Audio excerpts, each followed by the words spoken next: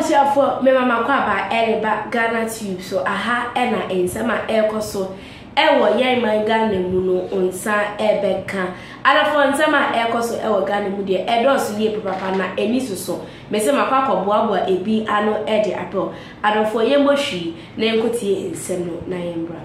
Once we've not been able to reach consensus, we have to look at the rules and see how the rules guide us.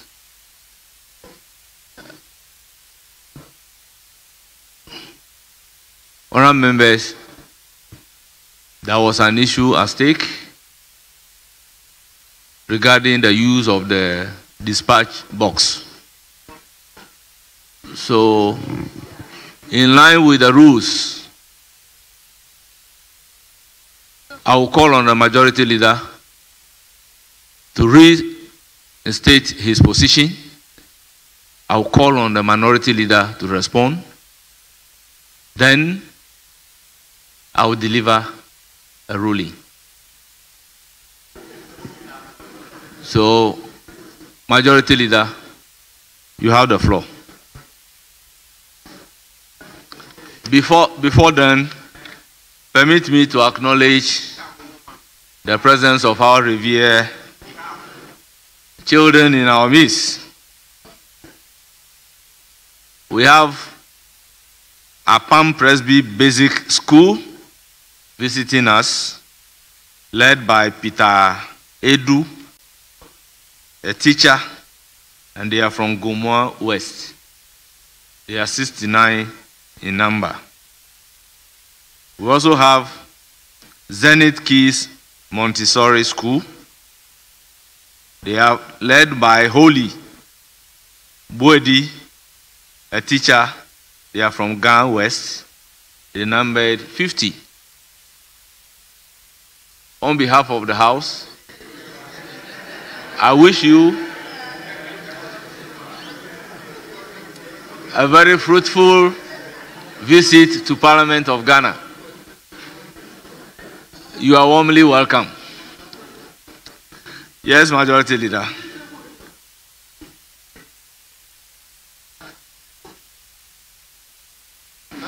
The teacher's name. The teacher's name. Oh. Boadi. B-O-A-D-I.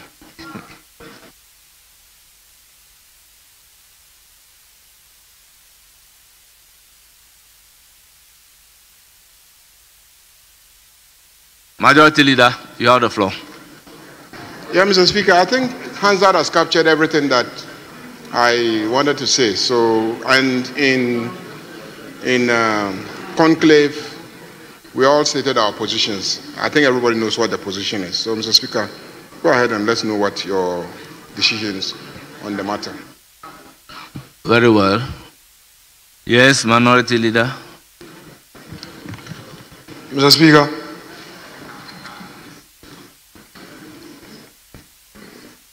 it is my case that the invitation by you, the invitation by the majority leader to you to deny me the opportunity to use a dispatch box to ask my question is not founded on any rule. Mr. Speaker, I've combed through the rules where the standing orders intends to make something mandatory. It says so in express terms. I've read Order 88.2. Order 88.2. It provides, and the title of that is Manner of Asking and Answering Questions. It provides that the members called shall rise. It didn't say shall rise in his place. In this order, where the rule want a member to rise in his place, it says so. It says that the member shall rise and ask the question that stands in the name of the member on the order paper. Mr. Speaker, there is no such express provision that when you file a question and the minister is here to answer, the member must necessarily stand in his place before asking. More so when the question is in the name of the leader of a caucus. Mr. Speaker, I have said it time without number that this dispatch box is for this side of the house. This dispatch box to your left is our dispatch box. Leaders, the 5 of us, including any member on our side, that with our leave, with the indulgence of Speaker, and so granted leave. Yes, Minority Leader. Mr. Speaker, I'm not. I will allow you whatever you want to say. Yes. But because I am being called upon to make a ruling, I need to understand the gravamen of the issue. Now, you read Order 88-2. Is that not so? Which says that the member called shall rise and ask the question. So the operative word used here is the member. So if you are putting a proper interpretation on it, this membership is not limited to majority leader or minority leader. So by a proper interpretation, we just want to understand. Very well, very well. We want to get everything clear. Mr. Speaker, Mr. Speaker, with respect, Mr. Speaker, with respect, I have submitted that this dispatch box is for those to your left, and those to your left constitute the minority. And I've said that the very provision 88 does not contemplate that a member must necessarily stand in his or her place. More so when that member is a leader. Mr. Speaker, a leader or the leaders of the caucus can proceed to use the dispatch box bona fide. 2, with the leave of the Speaker, colleagues from the side here can use this dispatch box. Because, Mr. Speaker, it is ours, no standing order. There is no, this whole book, there is no provision that limits the use of this dispatch box. Now, if we want to invoke practice, I have heard somebody say that no leader use the dispatch box to ask a question. With respect, we may check the records. The respected member, J.H. Mensah, who has been summoned to the parliament above, used the dispatch box. In fact, at no point did he use his seat. Mr. Speaker, I have checked the records. And even if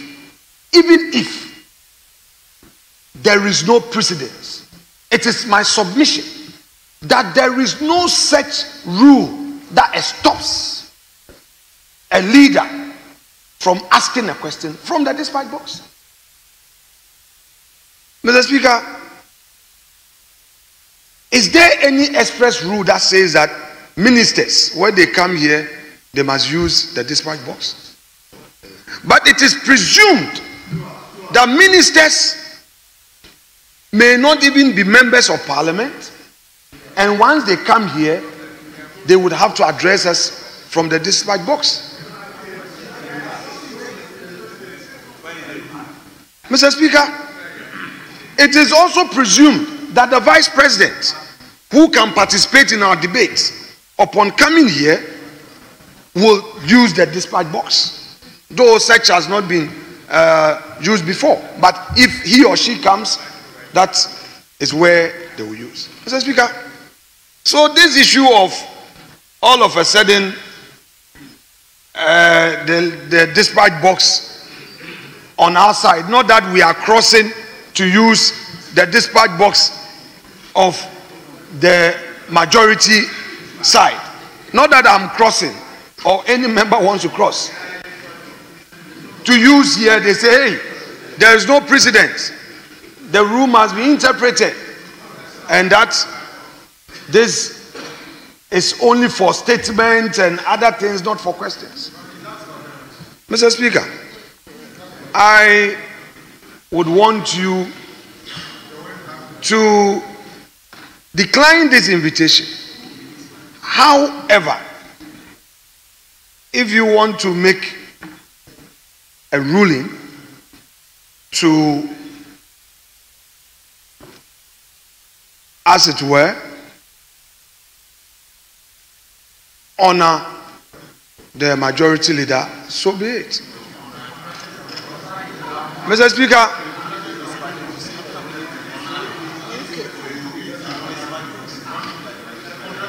the majority leader says that today it will not happen. He has said that publicly, that it won't happen. Mr. Speaker, I believe most humbly that it is not the majority leader who presides. Therefore, if he is making an application, that application must be made to you. But to add that it will not happen is more or less to prejudice the outcome of the very application that he's made. And that I find very strange. I leave it to you, because whatever ruling you give would be for the records and for posterity. I so submit. Thank you very, very much. Majority Leader, you indicated you've raised your point. Is there any issue you want to respond to? Mr. Speaker, I just want to clarify that I know you, and I know you are not a person who can be intimidated by anybody on either side of the House.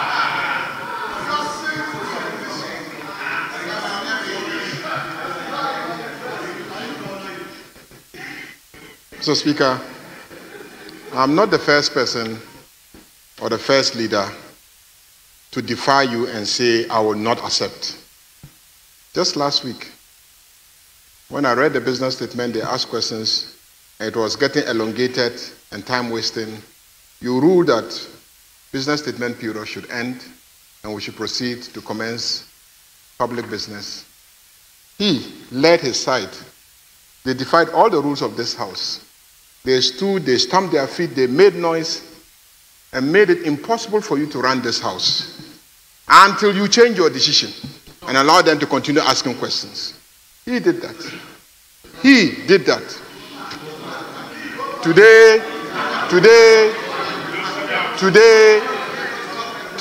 he thinks that by me also saying that I will not allow that to happen, I am intimidating you, or I am setting the agenda. I've made it very clear, Mr. Speaker, that if his style of leadership is anything to go by, I also have men behind me and women behind me. And I'm saying that we must all learn to give in.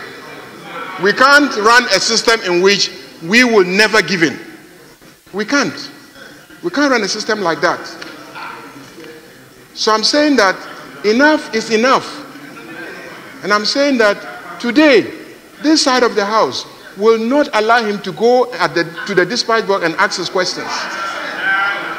Because he himself, in espousing his position, has not lent it to be established by any rule. No rule. No rule. I have been in this house for at least 16 years. I have seen not less than 4 leaders. None of them in my life in this house ever walked there to ask a simple question.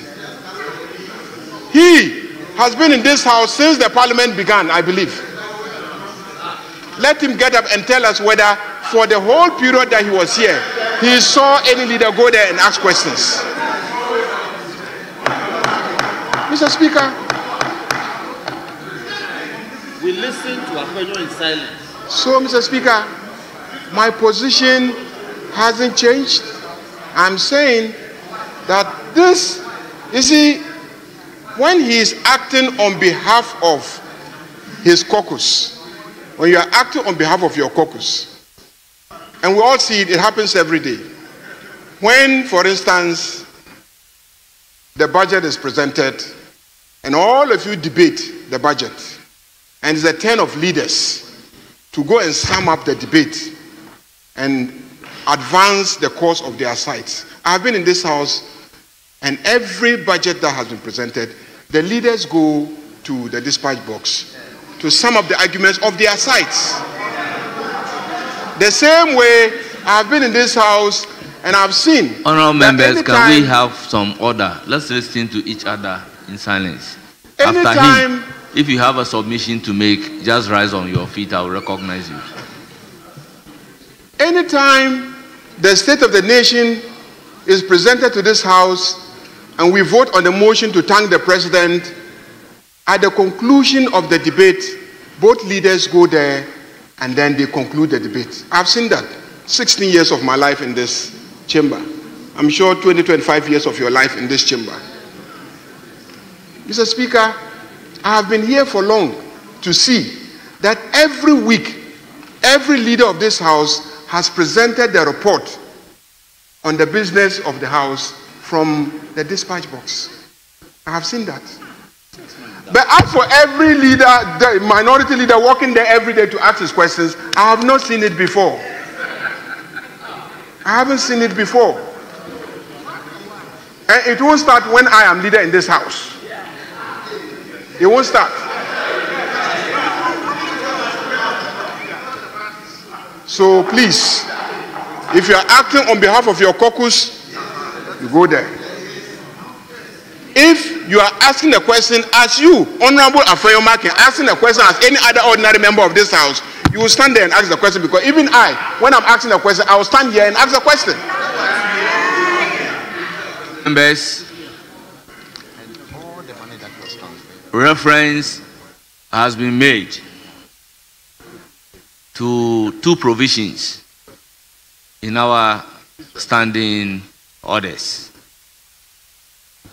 First is Standing Order 115, which reads, subject to the discretion of the Speaker, and Order 1693B, a member who intends to speak shall rise in the member's place and address the chair while standing only after catching the eye of the Speaker.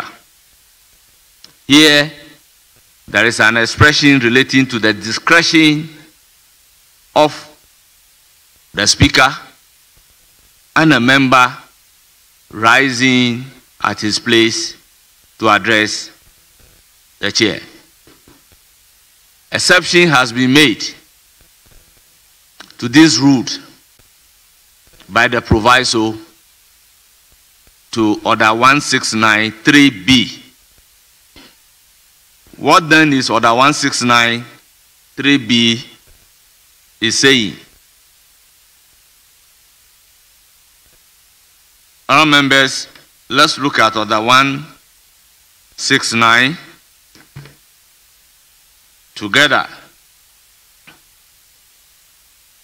B states, a member may sit at any seat convenient for the purpose of participating in the consideration stage, which means that regarding 115, the only way you will choose to sit at your convenience is when we are at the consideration stage of a bill.